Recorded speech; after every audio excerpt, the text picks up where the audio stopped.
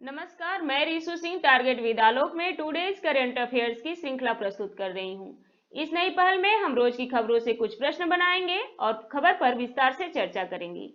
हमारी ये पहल सिविल सर्विसेज परीक्षाओं के लिए तो उपयोगी है ही, साथ में एसएससी, बैंक पीओ, रेलवे और पुलिस आदि परीक्षाओं के लिए भी समान रूप से उपयोगी है।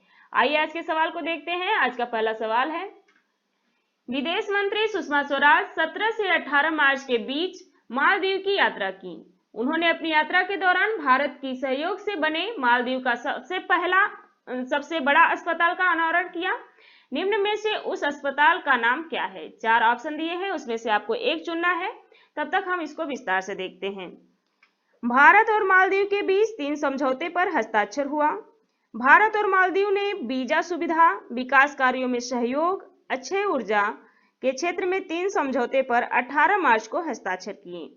माले शहर में एक पट्टिका का अनावरण करते हुए नवीनीकृत आईजीएम अस्पताल को लोगों को समर्पित किया।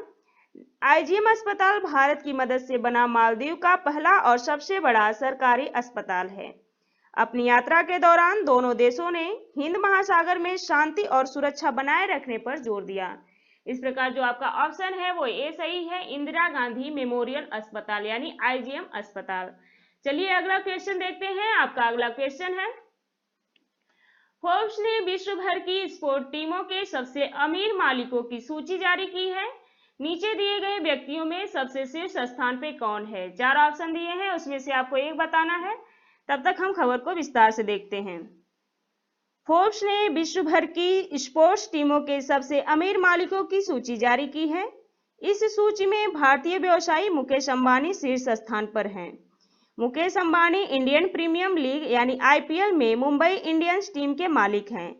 3.6 लाख करोड़ रुपए की संपत्ति वाले अंबानी ने 2008 में मुंबई इंडियंस टीम खरीदी थी। लिस्ट में NBA team Los Angeles Clippers के मालिक स्टीव बाल्मर दूसरे नंबर पर और auto racing team red bull के मालिक डिएट्रिच माटेसिट्ज तीसरे स्थान पर हैं। इस प्रकार जो आपका ऑप्शन है वो सी सही है, मुकेश अंबानी। चलिए अगला सवाल देखते हैं। आपका अगला सवाल है, गोवा के मुख्यमंत्री मनोहर पर्रिकर की मृत्यु हो गई है। उनके स्थान पर निम्न में से किस बीजेपी विधायक ने शपथ ग्रहण की है? 4 नाम दिए हैं, उसमें से आपको एक बताना है। तब तक हम इसको विस्तार से देखते हैं। बीजेपी विधायक प्रमोद सावंत ने गोवा के नए मुख्यमंत्री का पदभार संभाल लिया है। बीजेपी विधायक दल का नेता चुने जाने के बाद उन्होंने पद की कमान संभाली। गोवा के राज्यपाल मृदुला सिन्हा ने उन्हें पद और गोपनीयता की शपथ दिलाई। सावंत के अलावा 11 विधायकों को भी मंत्री पद की शपथ दिलाई गई। मुख्यमंत्री पद की शपथ लेने से पहले सावंत ने गोवा विधानसभा में अध्यक्ष पद को इस्तीफा दिया। गोवा के मुख्यमंत्री मनोहर पर्रिकर के निधन से ये पद खाली था। 46 वर्ष के सावंत गोवा में लंबे समय से आरएसएस से जुड़े रहे हैं। मुख्यमंत्री बनने से पहले सावंत बीजेपी पार्टी के प्रवक्ता भी रहे हैं। सावंत का जन्म 24 अप्रैल 1973 को हुआ था तथा सावंत पेशे से एक डॉक्टर भी हैं। राजनीति में उनका प्रवेश साल 2008 में बीजेपी के नेतृत्व के आग्रह के बाद हुआ।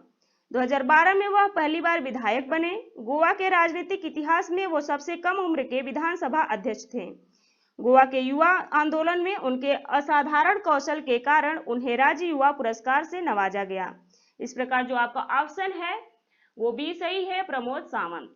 आइए अगला सवाल देखते हैं। आपका अगला सवाल है, टोक्यो ओलंपिक के लिए क्वालिफाई करने वाले पहले भारतीय खिलाड़ी निम्न में से कौन हैं? 4 ऑप्शन में से एक बताइए। तब तक हम खबर को विस्तार से देखते हैं। राष्ट्रीय रिकॉर्ड्सधारी केटी इरफान 2020 के टोक्यो ओलंपिक के लिए क्वालिफाई करने वाले पहले भारतीय एथलीट बन गए हैं। इरफान जापान के नोमी में एशियाई पैदल चाल चैंपियनशिप की 20 किलोमीटर पैदल चाल स्पर्धा में चौथे स्थान पर रहकर ओलंपिक के लिए क्वालिफाई किया। इरफान ने इसके साथ ही IAAF वैश्विक चैंपियनशिप के लिए भी क्वालिफाई कर लिया है। इस प्रकार जो आपका ऑप्शन है वो बी सही है, केटी इरफान। चलिए अगला सवाल देखते हैं। आपका अगला सवाल है, भारत में उज्बेकिस्तान की सांस्कृतिक व पर्यटक एम्बेसडर के रूप में किसे नियुक्त किया गया है? 4 ऑप्शन है, उसमें से आपको एक चुनना है। आइए इसको हम विस्तार से देखते हैं। भारतीय फैशन डिजाइनर रितु बेरी को उज्बेकिस्तान के पर्यटक मंत्रालय द्वारा भारत में उज्बेकिस्तान के सांस्कृतिक व पर्यटक एम्बेसडर के रूप में नियुक्त किया गया है। यह उनके द्वारा अपनी फैशन लाइन में दोनों देशों की संस्कृतियों का संयोजन है। वह इस पद पर नियुक्त होने वाली पहली भारतीय महिला हैं। रितु बेरी अंतर्राष्ट्रीय फैशन डिजाइनर हैं। ये पहली एशियाई डिजाइनर हैं जिन्होंने फ्रेंच फैशन ब्रांड सेरेरे की अगुवाई की। वे व्यक्तिगत फैशन किताब की लेखिका हैं जिसका नाम है 101 ways to true look good है। इस प्रकार जो आपका ऑप्शन है वो सी सही है, रितु बेरी। चलिए अगला सवाल देखते हैं। आपका अगला सवाल है, सांस्कृतिक आदान प्रदान को बढ़ावा देने के उद्देश्य से नमस्ते थाईलैंड उत्सव के तीसरे संस्करण का आयोजन निम्न में से किस शहर में किया गया है? 4 शहर के नाम दिए हैं, उसमें से आपको एक चुनना है। तब तक हम खबर को विस्तार से देखते हैं।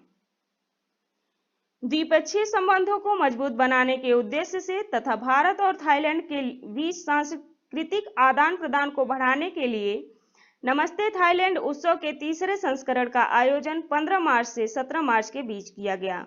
इस कार्यक्रम के जरिए थाईलैंड की विविधतापूर्ण और अनूठी संस्कृति दिल्ली के लोगों को देखने को मिली। 3 दिवसीय उत्सव का आयोजन रॉयल थाई दूतावास ने यहां सेलेक्ट सिटी वॉक में किया है। इस प्रकार जो आपका ऑप्शन है वो सी सही है, यानी दिल्ली। आपका अगला सवाल है, भारत और अफ्रीकी देशों के लिए अफ्रीका भारत फील्ड परीक्षण अभ्यास 2019 का उद्घाटन समारोह 18 मार्च 2019 को निम्न में से किस मिलिट्री स्टेशन में आयोजित हुआ? 4 ऑप्शन है, उसमें से आपको एक बताना है। आइए हम इसको विस्तार से देखते हैं। भारत और अफ्रीकी देशों के बीच भारत अफ्रीका फील्ड परीक्षण अभ्यास 2019 का आयोजन 18 मार्च को किया गया। यह आयोजन औध मिलिट्री स्टेशन पुणे में संपन्न किया गया।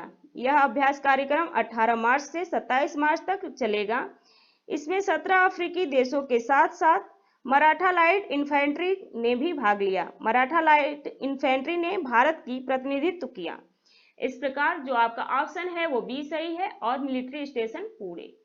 आइए अगला सवाल देखते हैं। आपका अगला सवाल है, इंडिया फर्स्ट की नीति निम्न में से किस देश के द्वारा अपनाई गई है? 4 देशों के नाम हैं, उसमें से आपको एक देश का नाम बताना है। आइए हम इसको विस्तार से देखते हैं।